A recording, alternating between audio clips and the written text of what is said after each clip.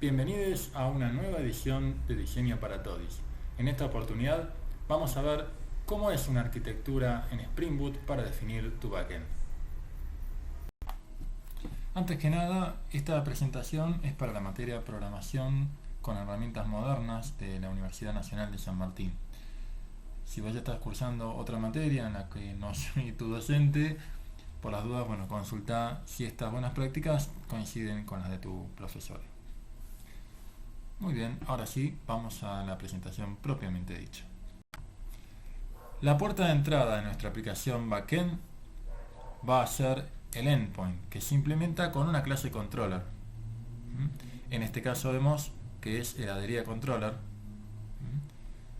a la cual le vamos a agregar una anotación @REST-controller, ¿sí? Porque vamos a trabajar específicamente en nuestras aplicaciones en REST, ¿no? Otra alternativa podría ser definirla como un mecanismo de GraphQL, que vamos a ver más adelante como clase bonus.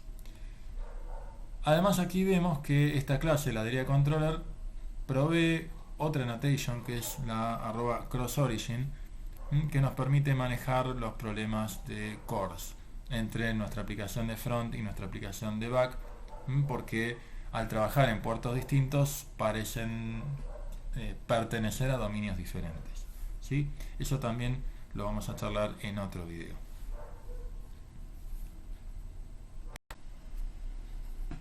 ¿Cuáles van a ser las responsabilidades de nuestros endpoints? En principio, adaptar la información que viene del protocolo de HTTP hacia mi mundo feliz de objetos, ¿no? Lo que se conoce como la parte de la deserialización. Y viceversa, ¿no? Una vez que se produjo el intercambio de mensajes entre objetos, hay que volver a pasar hacia el protocolo HTTP, devolviendo la información que nosotros necesitamos. Ese es el mecanismo de serialización, en el cual, las alternativas que hay para trabajar ambas transformaciones son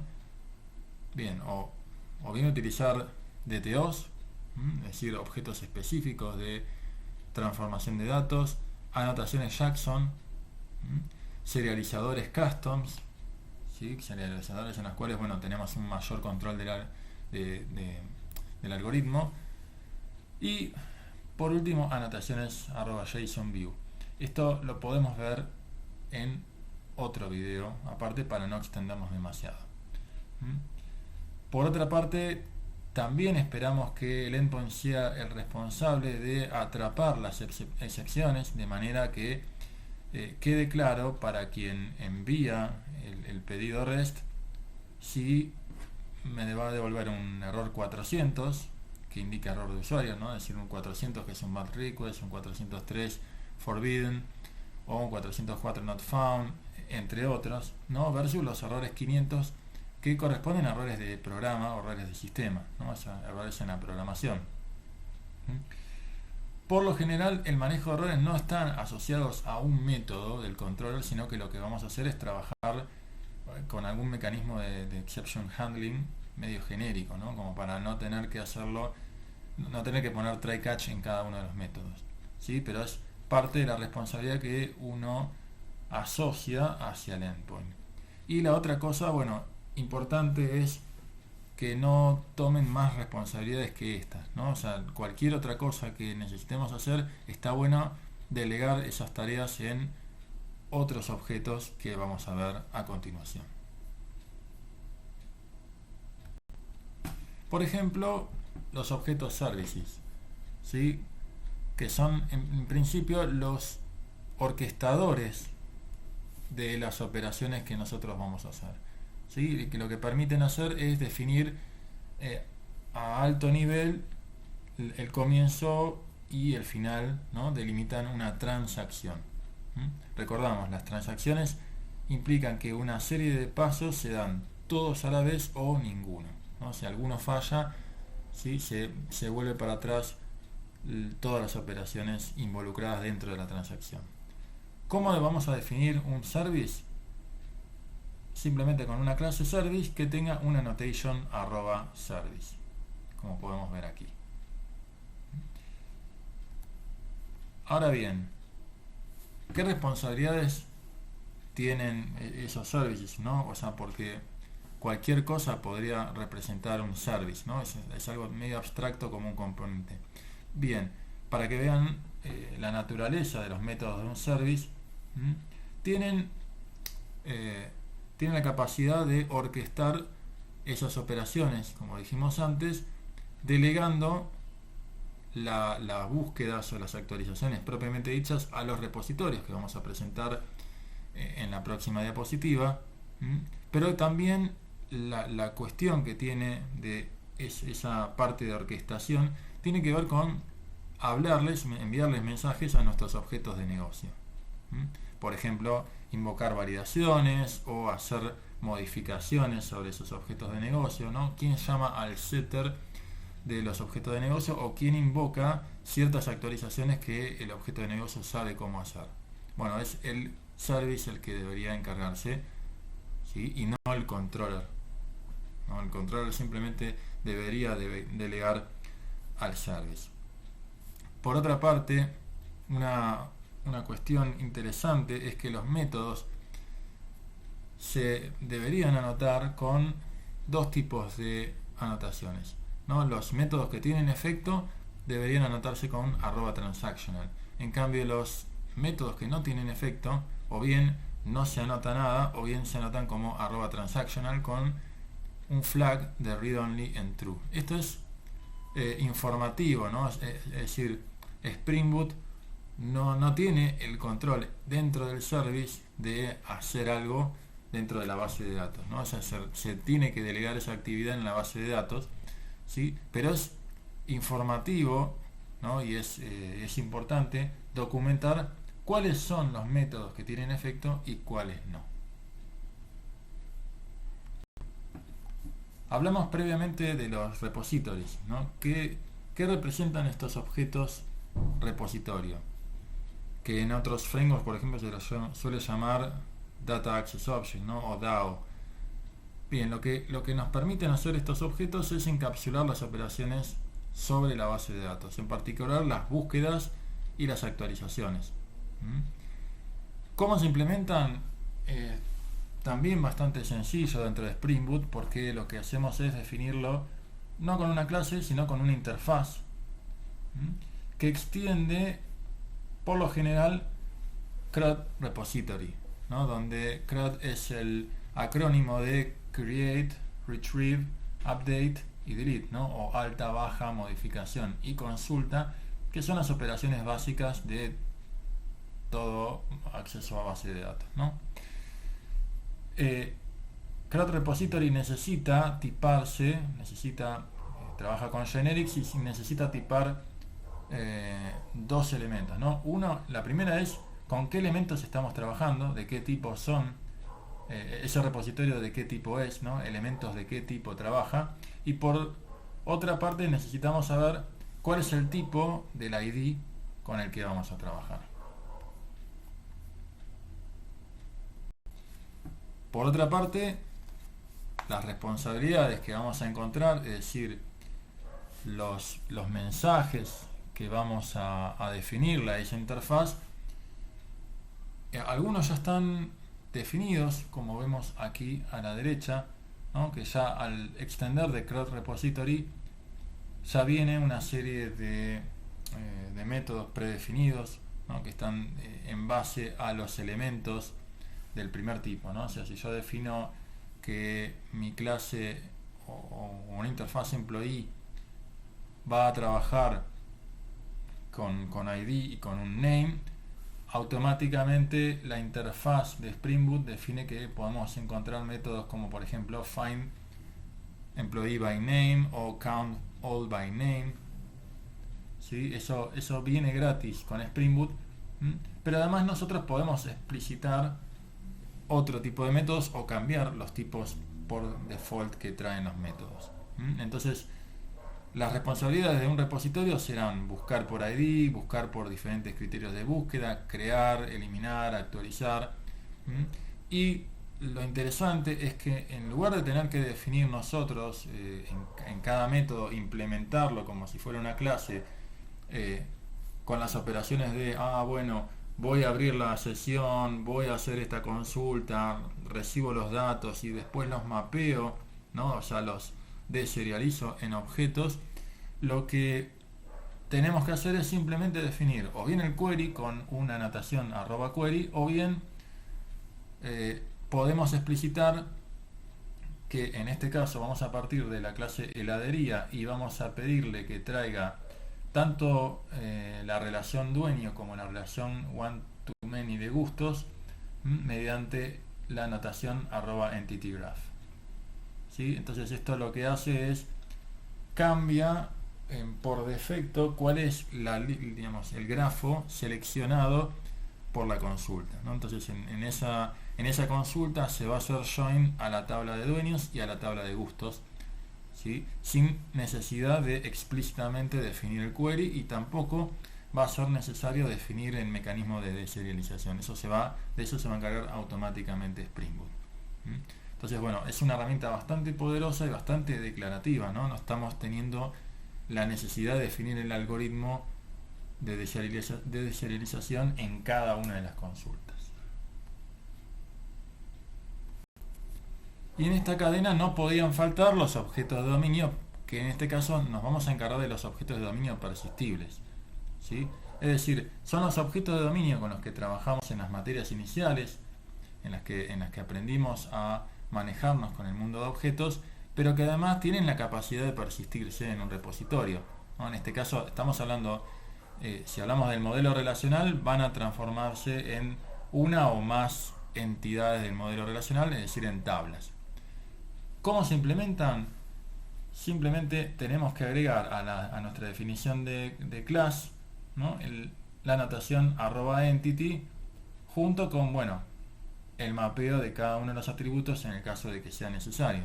En el caso, fíjense que en el caso del nombre, bueno, es un string y toma los valores por defecto, ¿no? Por ejemplo, la longitud de ese string que se transformará en un varchar, ¿no? En el caso del tipo enumerated, ¿no? Estamos hablando del tipo de la idea, que es un enum. Eso se transforma en este caso en números, ¿no? Que están tomando el número de orden que ocupa dentro del enum, ¿no? Y en el caso de, bueno, many to one, acá estamos definiendo, por ejemplo, cómo es el ciclo de vida del dueño, si se asocia o no a la heladería. En este caso sí se asocia, ¿sí? Bueno, sobre todo eso, bueno, habrá otros videos explicativos. Pero lo importante es entender que los objetos de dominio que se persisten son como cualquier otra clase, ¿no? Clases que implementan, como vemos aquí,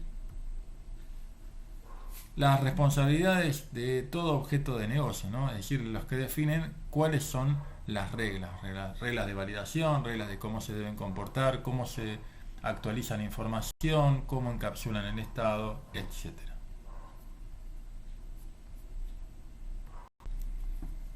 Vamos a repasar entonces estos 4 conceptos que hemos trabajado, que son los 4 concerns con los que vamos a trabajar nuestra aplicación del lado del backend, haciendo un raconto de lo que ocurre cuando nos llega un pedido, ya sea desde la aplicación de frontend que nosotros mismos construimos, o bien desde Postman. El pedido viene y es recibido por nuestro controller, ¿no? Nuestro controller que tiene la anotación @RESTController con algún método que mapea posiblemente un método get, post, put, patch, ¿no? O delete contra alguno de los métodos que tiene este controller. El controller a su vez va a despachar, o sea, una vez que deserializa la información que llegó por HTTP y que la pasa al mundo de objetos. Ya estamos dentro del mundo de objetos ahora. Delega ese pedido hacia nuestro service, ¿no? Entonces, primera cosa que pasa es el controller conoce al menos un service para resolver la tarea. El service se implementa como una clase service y una anotación @service, ¿no? Entonces es un bin que se puede autoinyectar al controller, ya sea o en el constructor o sea con una variable definida mediante lateInit, ¿no? que tiene la anotación AutoWired, ¿no? @AutoWired.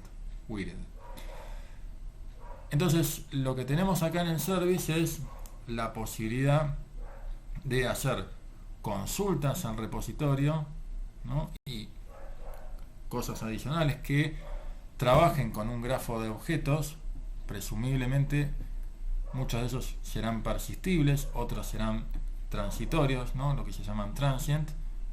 Pero el service es el gran orquestador, el que habla tanto con los objetos de dominio como con el repositorio, que es el encargado de recuperar esos objetos persistibles y también de actualizar o sincronizar la información contra el medio persistente.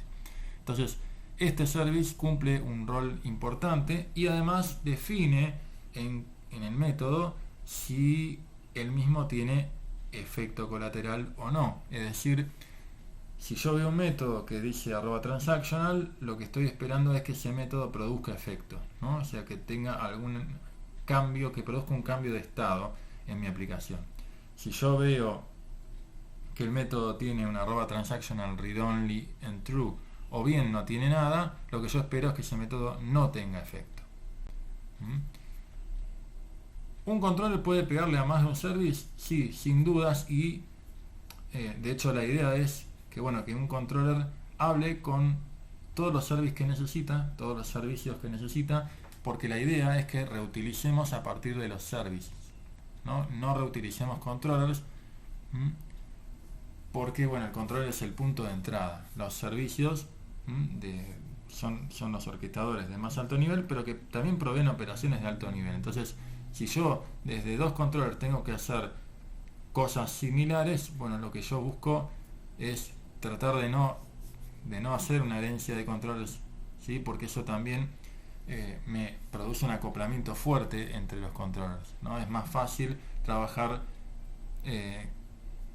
con la reutilización de servicios. Y después tenemos el repositorio que implementa la opción de buscar, actualizar, eliminar información hacia el medio persistente mediante anotaciones, ¿no? La interfaz del repository es bastante potente, porque la idea es no tener que implementar nosotros, aunque podríamos hacerlo, ¿sí? Hay implementaciones que implementan las búsquedas manualmente. La idea es que con una interfaz nos alcanza, y con anotaciones de más alto nivel podemos obtener el mismo resultado. Entonces, de esa manera evitamos un montón de codificación de líneas de código que no son necesarias. Y por último, los objetos persistibles o persistentes de nuestra aplicación son objetos de dominio que modelan las reglas de negocio, pero que tienen además annotations que ayudan al repository a entender de qué manera tienen que persistirse. En realidad, no es el repository en sí, sino es el framework de persistencia que está ejecutando Spring Boot. Bien, vamos a ver un ejemplo práctico para que no quede solamente en palabras esto que acabo de decir. Muy bien, tenemos el ejemplo de las heladerías. Vamos a hacer la búsqueda de todas las heladerías. Esto es un pedido get a heladerías /buscar, tiramos un send y esto nos devolvió algo, ¿no? ¿Cómo es el proceso de punta a punta para que finalmente nos termine apareciendo esta información?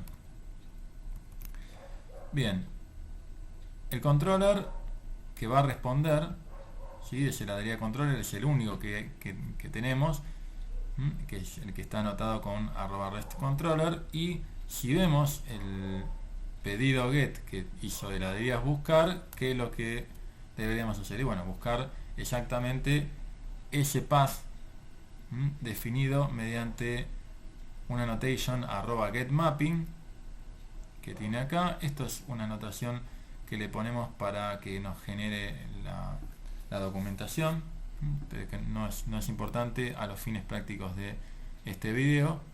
Y eso se implementa con el método getHeladerías, que va a devolver una lista de, bueno, heladerías de TO, ¿no? Hablamos de que había que encargarse de la serialización. En este caso estamos diciendo que vamos a devolver no una lista de heladerías, sino una lista de heladerías transformada específicamente para, por ejemplo, no traer todos los gustos, ¿no? de una heladería. Acá vemos que aparecen información del nombre de la heladería, el tipo de heladería, si es económica, artesanal o industrial, y el dueño, ¿no? Es una relación many to one, esa la traemos, pero no vamos a traer los gustos. ¿Cómo se termina resolviendo esto en el controller? Por supuesto que no va a ser el controller el encargado de ir a llamar al repositorio, sino que vamos a delegar a un service la búsqueda de todas las heladerías, pero sí es responsabilidad, en este caso del controller, hacer una conversión de la lista de heladerías, ¿no? Este find all va a devolver una lista de heladerías que luego se termina transformando en una lista de heladerías DTO, ¿no? De Data Transformation Services. Entonces, y cada heladería DTO sabe cómo transformarse en una heladería. Entonces,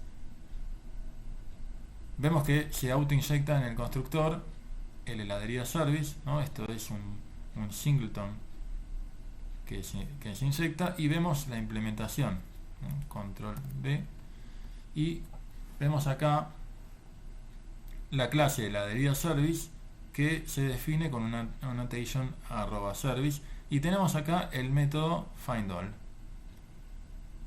que lo que hace es devolver lo que nos devuelva el repo de heladería, ¿sí? Que es el repositorio .findAll, es decir, hay una llamada findAll. Podríamos simplificar esto, ¿no? Sin necesidad de poner return, con la versión más corta de Kotlin, ¿sí? Pero eso no cambia el hecho de que el service actúa un poco como un middleman, ¿no? Porque parece como que no tiene demasiada responsabilidad. El findAll, no obstante, devuelve un iterable, ¿sí? Es decir, no devuelve una lista. Entonces lo transformamos, ¿sí? A una lista de heladería y no a un iterable, que eso nos permite, bueno, trabajar por ejemplo con el mensaje map, ¿sí? Y con algunos otros mensajes que están disponibles. Entonces, poca responsabilidad. Si vemos otros métodos, vamos a encontrar que sí, por lo general tampoco el service tiene una gran cantidad de responsabilidades, pero sí sabe, por ejemplo, hablar con los repos, ¿sí? Y vamos a ver más adelante que en la actualización juega un rol un poco más interesante. Bien, entonces este findAll que se delega en el repo de heladería, ¿no? Este repo de heladería, vamos a ver cómo está implementado, ¿sí? Es el repositorio, es el tercer actor de esta película, ¿no? Ya pasamos por controller, service, ahora por el repository, y acá vemos que repo de heladería implementa CRUD repository, ¿no? De elementos heladería y un ID que es de tipo long. Entonces, fíjense que incluso, si vemos acá, estamos invocando al método findAll, ¿no? O sea, estamos enviando un mensaje findAll, pero el método no está escrito acá, ¿no? Pero bueno, sí está escrito en CRUD repository, es decir, si está definido en CRUD repository, si hacemos control V sobre findAll, vamos a ir, ¿no? A la definición de la interfaz findAll de CRUD repository, ¿sí? Que se implementa internamente por el mecanismo que tiene Spring Boot automático, ¿no? de construir ese método. ¿Eso qué termina devolviendo? Devolviendo heladerías, ¿no? Esta heladería que está acá, que tiene, por ejemplo, el nombre, tiene el tipo de heladería, el dueño, y también tiene la lista de gustos. Entonces, bueno, una cosa importante que tenemos que hacer ahora que el repo de heladería devuelve el findAll, ¿no? Y el service lo convierte a lista y el controller ahora recibe esa lista y tiene esa lista de heladerías, antes de que esto se trate de serializar nuevamente vía HTTP, tenemos que transformarlo en una heladería DTO. Y esto lo que hace es, bueno, trabajar con la heladería DTO a la cual no le vamos a incorporar los gustos, ¿no? Y entonces eso lo que nos permite a nosotros es que finalmente lo que llega dentro de Insomnia como respuesta es simplemente el ID, el nombre, el tipo de heladería y, bueno, la serialización propia de dueño, ¿no? Con el ID y el nombre completo. Este es entonces el caso de buscar todas las heladerías. Vamos a ver cómo funciona ahora una actualización. En este caso vamos a invocar mediante un método patch de HTTP la actualización de la heladería 1, que es la heladería Tucán, a la cual le vamos a poner, por ejemplo, Tucán 2. ¿Sí? Y le vamos a cambiar también el tipo de heladería de económica a industrial. Y lo que tenemos que hacer es pasar un JSON con la información, inclusive los gustos, ¿sí? El ID. Y el patch espera recibir un barra heladerías barra el ID de la heladería que nosotros queremos modificar, ¿no? Vamos a enviar send y lo que vemos es la heladería, la misma heladería, pero con la información cambiada, ¿no? Antes era Tucán, ahora es Tucán 2, antes era el tipo de heladería económica y ahora es industrial, y bueno, no cambiamos los datos del dueño ni tampoco los gustos. Vamos a ver cómo funcionó el mecanismo de actualización de una heladería, para lo cual nos vamos aquí y vamos a buscar dentro del controller el método patch, el método correspondiente a patch, ¿no? Entonces acá tenemos un mapping de patch de heladerías con el ID como parámetro, ¿no? O sea, como parámetro dentro del path. Por eso lo especificamos con una notación propia que es @pathVariable, y lo vamos a trabajar con el parámetro heladería ID de tipo long. Por otra parte, la información de la heladería, la que pasamos acá en Insomnia, está en el body, ¿no? Y eso tiene que deserializarse a un objeto. Entonces vamos a utilizar otra notación, la notación @requestBody, y lo que resulte de esa deserialización va a ir a parar a este parámetro heladería, que es de tipo heladería. ¿Sí? Bueno, nuevamente la responsabilidad de actualizar la heladería la vamos a delegar a nuestro service, ¿no? Entonces acá vamos a tener un método actualizar de heladería que con control V podemos ver que es transaccional. Entonces esto lo que nos está diciendo es, este método tiene que producir efecto, ¿no? Fíjense que no pasaba eso con el find all, ¿no? Entonces acá nos está diciendo, bueno, este método tiene que tener efecto y va a devolver una heladería, porque lo que nosotros queremos es mostrar la información de lo que se actualizó, para lo cual, bueno, ya no es tan sencillo como simplemente llamar al repositorio, ¿sí? En este caso sí vamos a hacer una llamada por ID, pero eso lo vamos a delegar en otro método, en el método findById, que es propio del service, ¿no? Entonces acá fíjense que la cosa no es tan directa, ¿no? Primero tenemos que hacer un findById y como ya hay un método findById en el service, vamos a estar delegando, o sea, esto se llama self-delegation, ¿no? Así vamos a estar delegando nosotros mismos esa responsabilidad, ¿no? Porque lo que nos permite hacer esto es no solo pedirle al repositorio que haga la búsqueda por ID, sino que esa búsqueda por ID puede no encontrar algo y bueno, eso debería tirar una excepción. Eso lo vamos a ver apenitas en un ratito. Pero una vez supongamos que sí lo encontramos, lo que vamos a estar haciendo es actualizando el dueño ¿no? De la siguiente manera. Vamos a pedirle a la heladería que le setee como dueño el dueño cuyo ID vayamos a buscar a otro service, ¿no? Y acá viene la parte interesante, ¿no? O sea, el service de heladería está hablando con el service de dueño que sabe hacer la búsqueda por ID, ¿no? Esto simplemente delegando al repositorio de dueños, ¿no? que es otra entidad y que también eventualmente, si yo trato de actualizar con un dueño inexistente, me va a estar tirando un error. Eso me garantiza cierta consistencia en la información que yo estoy guardando, ¿no? Porque ese problema también lo tendría si quisiera actualizar directamente sobre la base, ¿no? Porque tenemos una foreign key que garantiza esa constraint, ¿no? Esa restricción que se cumple.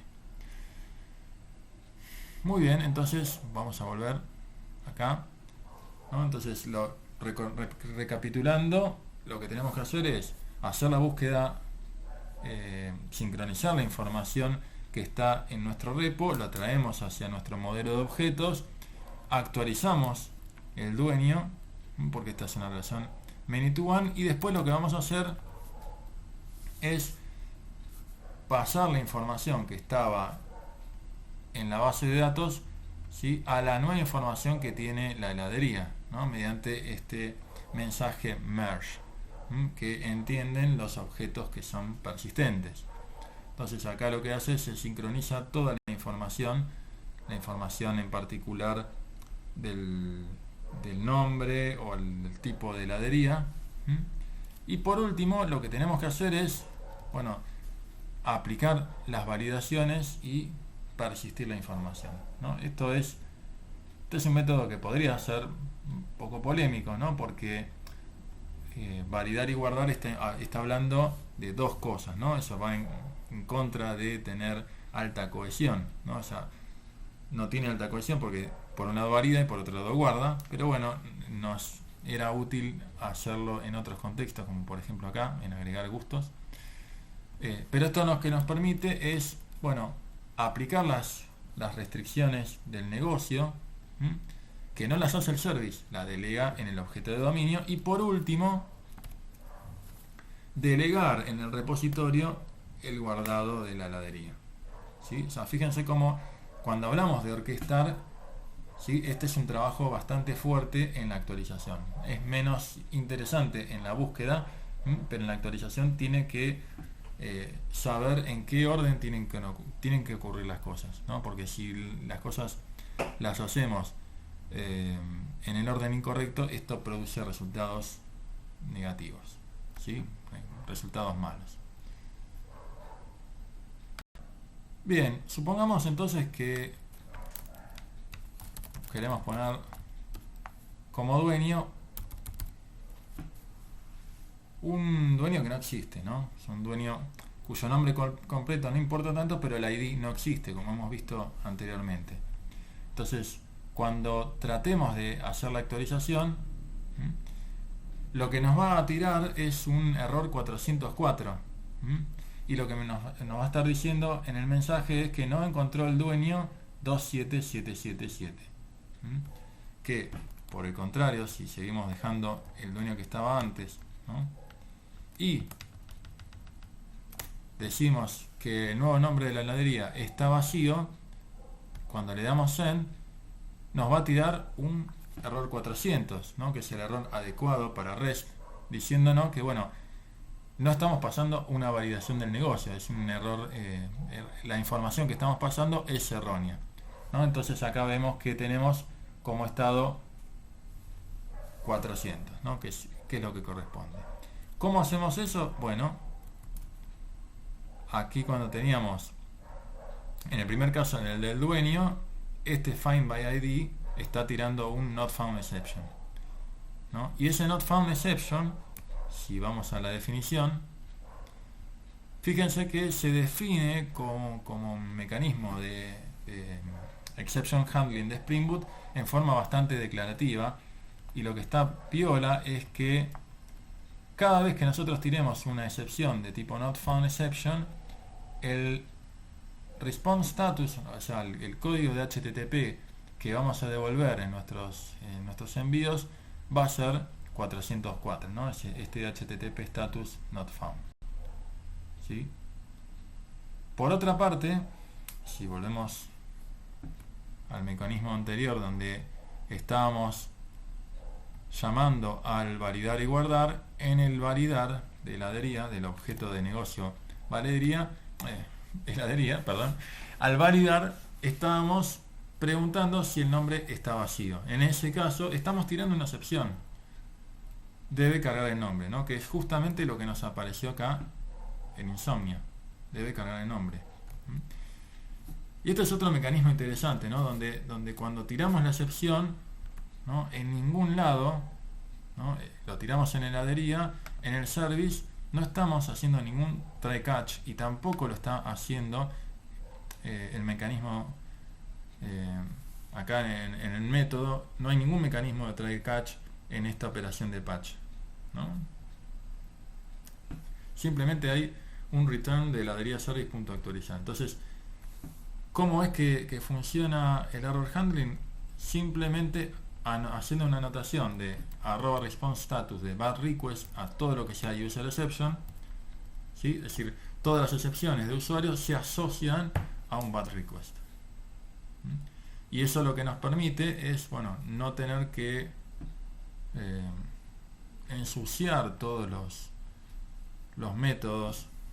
Fíjense que tenemos varios métodos, ¿no? O sea, tenemos por lo menos 8 métodos en los cuales evitamos hacer ese try catch molesto en caso de que hubo un error y qué tipo de error hubo y si fue un 400, o sea, que tengo que devolver un not found por 404 o un error de usuario que es un 400 o en cualquier otro caso devolver un error 500, ¿no? Eso ocurre solito y eso permite que nuestros controles queden más limpitos, ¿no? O sea, quede bastante acotada la cantidad de líneas de código que tenemos que escribir.